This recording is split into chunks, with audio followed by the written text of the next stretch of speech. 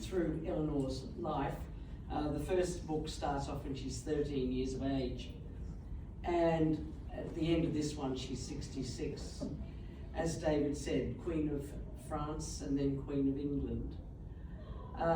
The first husband, King Louis, is best described as a bit of a disaster, though she did get off to the Crusades. She headed an army to the Second Crusade, and the Second Crusade, like I think a lot of crusades, were disasters. She saw a lot of death, a lot of destruction, and herself nearly died of starvation. However, realising that her marriage to Louis VII was not going well, and probably her what saved her in the end was giving birth to a second daughter, when of course what they always wanted was sons. So the birth of Alex, her second daughter, probably saved her from a disaster, because if Alex had been a boy, she would have been stuck with Louis. However, she managed to divorce Louis, or as they said in those days, annulled, and then she just wanted to go back to the Aquitaine, where she was Duchess in her own right, of course, since she was 6 years of age, and she wanted just to rule the Aquitaine. However, because she was ambushed on her return from Ile-de-France to Poitiers, it was realised that she had to remarry whether she liked it or not, for her own protection. And the young man who turned up was Henry, who at that stage was Count of Anjou. And he turned up, he was actually about 9 years younger than her. So he was around about 19, 20 years of age, quite dashing compared with Louis. And very sturdily built, strong, a man's man, a tough guy in some respects. He fell madly in love with Eleanor, who was always considered beautiful. And not only that, she was the wealthiest woman in the whole of Europe.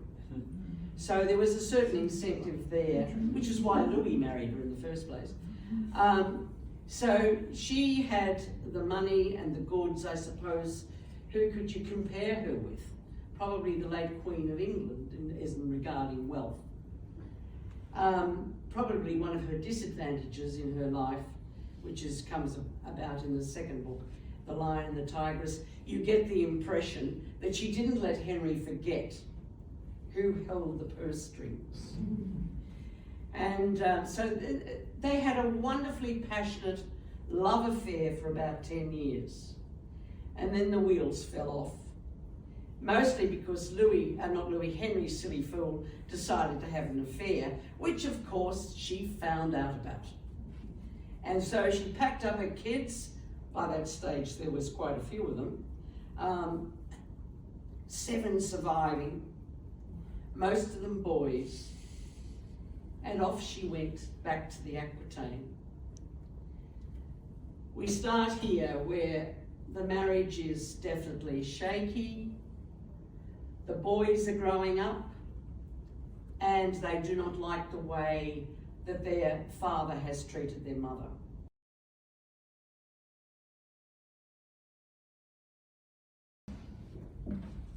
This is a book I never expected to write. I have written other novels, but purely from my imagination. The book, The Shipwife, is based on a real person and a real story. Usually, I find stories come out of my head in a rather mysterious way. This story, The Shipwife, came to me unexpectedly from someone else. It came to me because my husband Richard started searching for relatives in his family tree. He travelled near and far to find not just dead ancestors, but real live relatives, many new cousins.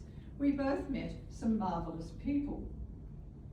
One of these people was Thelma Birrell, who first told me of Elizabeth Rafferty, the Irish convict who is the main character in this book. Thelma had written a brief summary of Elizabeth's life in a self-published family history.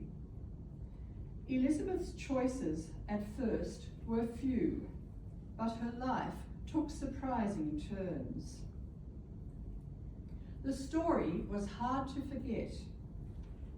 The story would not let me go. It was a gift to a novelist. I mentioned it to a writer whose class I attended. She said, "Wow, don't tell any other writers about that story. It's a beauty." There was so much not known about Elizabeth. She was very early in the convict system, coming to New South Wales in 1797. The records are less extensive then than for later convicts. And Elizabeth was not arrested, tried and imprisoned in England, but in Ireland. As many of you would know, vast numbers of public records in Ireland were destroyed in war in 1921. I spent days at the National Library and Archives in Dublin and the library in Cork, where I read a lot of newspapers from the time, petitions from convicts, and research articles by Irish historians. I found more newspapers, ship logs, shipping records, and convict records in the British Library and in our own Mitchell Library in Sydney, the Tasmanian State Library, and the State Library of Victoria. You may wonder, why is the book called The Shipwife? Elizabeth becomes the female in the captain's cabin, in his small sleeping cabin, not the great cabin where officers conferred and where dinners might be held. Of course, we don't quite know how this happened. That is what I had to imagine. I said to my son one day, it was hard getting to write the book and continuing at the start, and I think it was because I really didn't want to imagine how one gets into a relationship like that, such an impower balance. I really didn't want to go onto that ship, but I had to do that in my imagination to write it.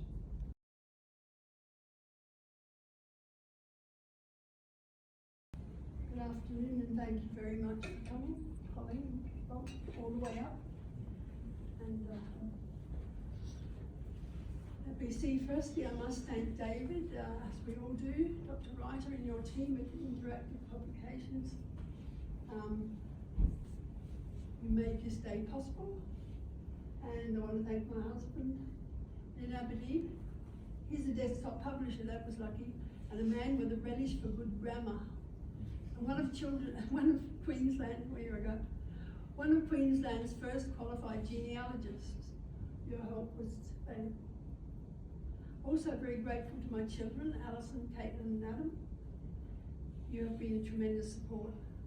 And Ken too, he read it for me. Helen and Anne, congratulations, 2 great stories. I really enjoyed them.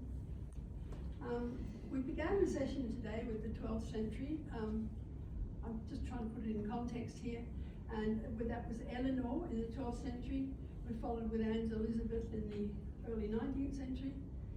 And this is just a little further on my book here, From Cornwall to Moonta. It's March 1864. And in Cornwall, Emma and Benjamin Bowden are my great-grandparents. They're victims of enclosure and the Industrial Revolution. That to me was, common land was taken back by the landlords. Just the commoners were told to get off. And then machines took up all the work of the labourers. So there were a lot of unemployed, and Ben and Emma could see no choice but to emigrate. But it is a terrifying giant leap, as we all know, as they leave the only home they ever knew. And with over 380 people on a sailing ship smaller than the Manly Ferry, it was not all plain sailing either. Their only comfort was, I imagine, was that their destination was Britain's first completely free colony, that of South Australia. Convict transportation to Australia was about to cease, about 2 years hence. The idea was hatched by British capitalists, who, unlike their minions, had plenty of money to invest in the new colony. But before we condemn them all, some of these moneyed men with their non-conformist ideals had a conscience. They wanted to help the poor help themselves.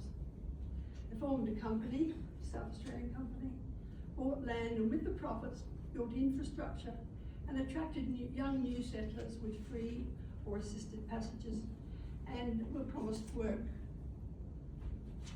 This was called, I don't know if you probably know of this, this was called systematic colonisation, because they measured the number of jobs with the number of passages, and they had a mixture of artisans and labourers and managers. It was also called the Wakefield Scheme. And it was a brilliant plan. It worked very well for them. Although, ironically, the idea for a convict-free settlement was hatched by a convict. We didn't know about this. They didn't tell us this. Not in history. Yes, Edward Gibbon Wakefield devised the plan while languishing in Newgate prison. He wasn't a nice man. He'd abducted a young girl. He needed her money. But in prison, bored and wealthy, he spent his hours calculating the effects of punishment on prisoners